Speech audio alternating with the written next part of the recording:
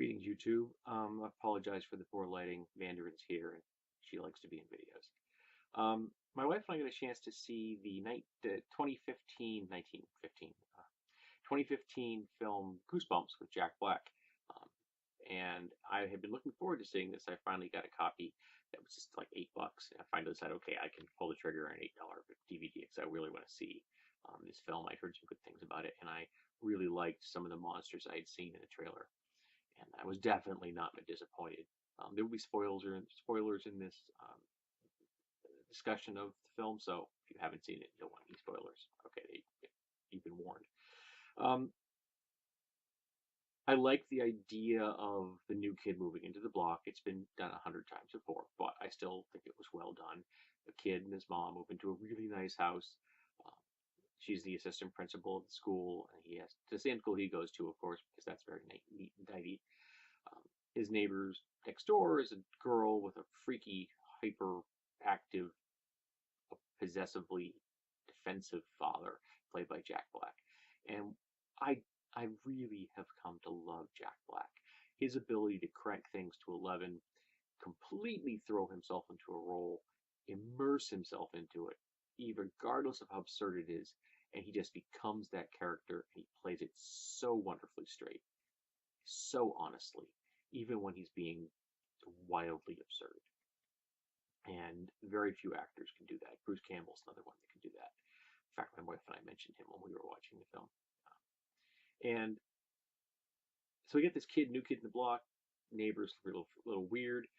Um, the film progresses. You find out that Jack Black's character is actually R.L. Stine, the author of the Goosebumps novels, and that the creatures he's created are real and they're all been trapped in books.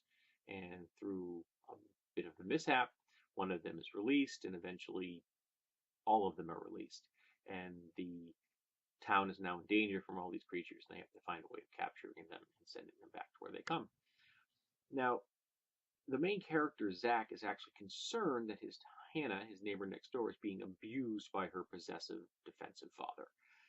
And there's some distinct evidence. She's homeschooled. She basically isn't allowed to go anywhere. And he hears them arguing and hears what he believes is her scream.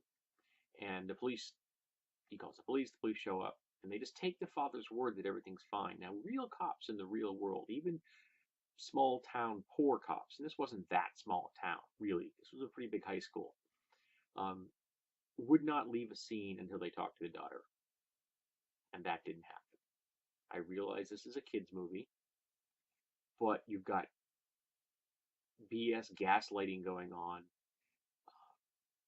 of a very hostile environment where there could be abuse taking place, and yet no one believes the kid. It's not a good message for kids, in my opinion. Kids should know that that there's someone out there they can talk to who's actually going to do something. And these cops failed horribly at their task. I realize they were there for humor's sake. It was still horrible. So that kind of set me off. Then we have breaking and entering, which is eventually addressed in the film. Though it was funny that the kid learned how to pick locks from YouTube. There's quite a few YouTube channels that deal with lock picking. I personally have considered picking up the hobby at some point in my life. And you had the kind of overly enthusiastic friend character in Champ. Saddling someone with the name Champion was really cruel from a parent. Don't do that. And of course, he gets the prettiest girl in the school. Well, at least his thoughts, the prettiest girl in the school, because he saves her life.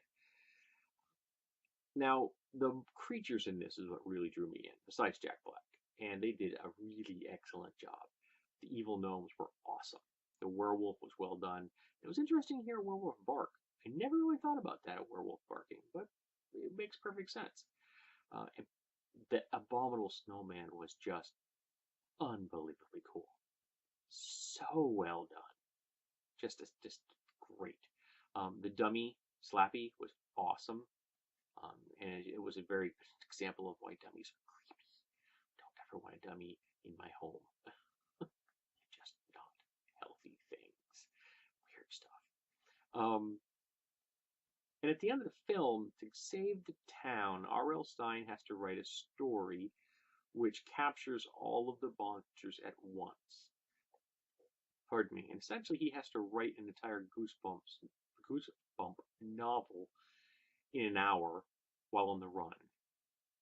Now, Goosebump stories aren't long, and I'm sure R.L. Stine could actually probably bang one out in no time at all. But I think it's kind of an indictment of the quality of the books that the character is able to bang one out in an hour under severely stressful circumstances. I don't know if that was intentional, but I kind of thought it was a backhand slap against authors of adolescent novels. And you also got to see R.L. Stine as a cameo, which was nice. And at the end of the film, you learn that his daughter was actually a creation of his own. He created a human being because he was lonely, which is sad and twisted. He created a sapient being just because he didn't want to be alone. That's weird.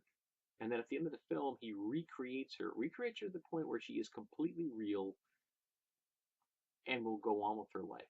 Now, did he build her in the ability to age, or will she always be 16? Not necessarily bad in some ways, but being that way forever could probably have certain disadvantages. But let's face it, if you could write reality, literally write whatever you want to be real, that's a lot of power.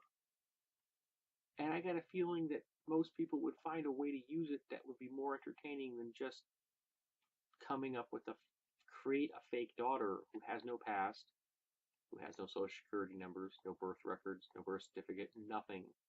She is a literal blank slate. That's going to cause her complications. And again, kids book, I get it, kids movie. These ramifications are not considered, but I consider them. I can't not do it. It's what I do. But we had both my wife and had fun. She thought it was really quite delightful. The acting was well done. The dialogue was quite rapid in many scenes. We both had a thoroughly good time. And if I ever get a chance to find a copy of this and down the line that has a commentary track, particularly if I can find one with Jack Black, I'll be all over that because that would be very cool. I love a good commentary track. So Goosebumps was a lot of fun. I had a good time.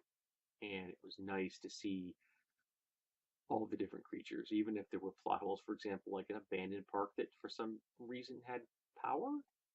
It was a place overgrown by plants and trees and vines, but it had power? Why? Yeah, it was just there to be cool. Yeah, it was very silly. But the acting was good, the writing was fun, and the dialogue was good. I liked many of the characters, were quite entertaining. So I recommend it if you're into that kind of lighter tone films and you like a good monster design. I think that Goosebumps could be definitely something that you'd be interested in. I don't know if I've ever done this before, but I'm going to film an addendum to my thoughts on Goosebumps. So, in the film, the fictional R.L. Stine claims to have sold 400 million copies of books.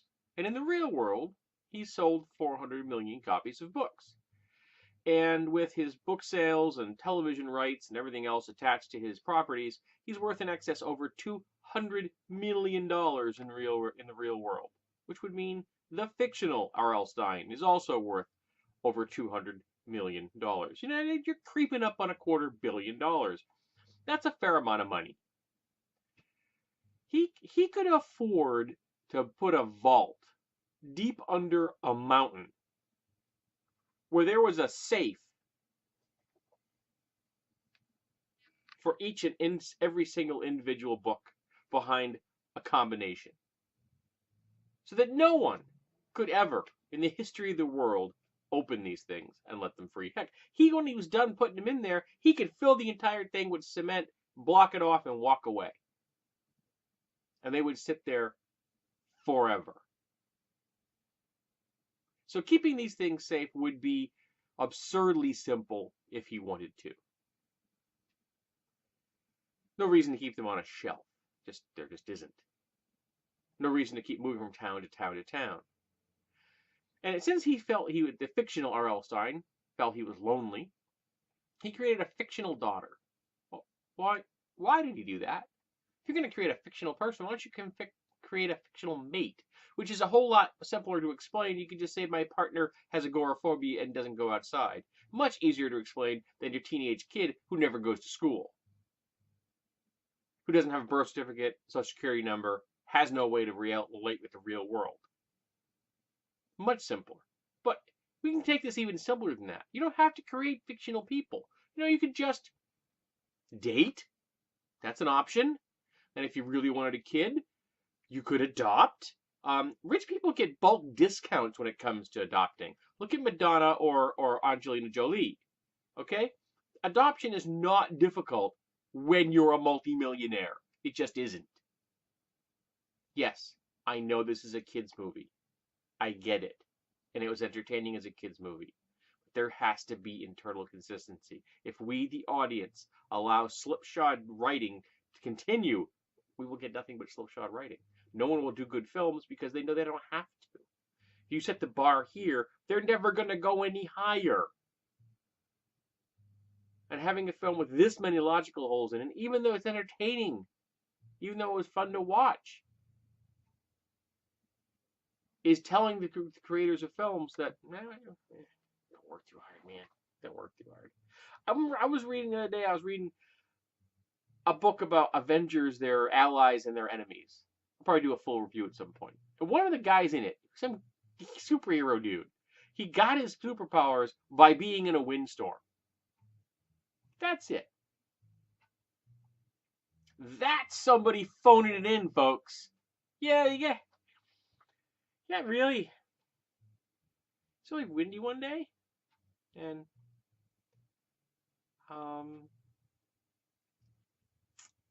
gave the guy superpowers. Yep. Lunch. So, yeah. Watch the film because it's fun and Jack Black is a gem. But, I just got to ask, why are there so many holes in this thing?